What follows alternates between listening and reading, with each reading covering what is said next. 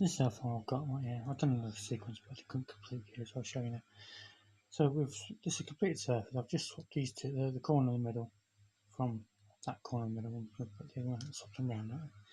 Then you just do your corners, yeah, which I've done, and then you just a three-piece middle. So you just complete the cube as usual.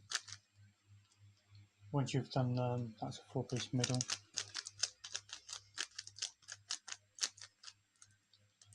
But when you've got the corners in different places, it's all over the place. You have to just remember where you are. So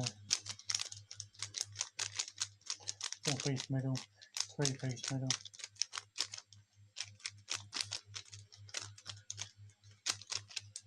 That's the pattern. You just spin that round, gives you another pattern like that.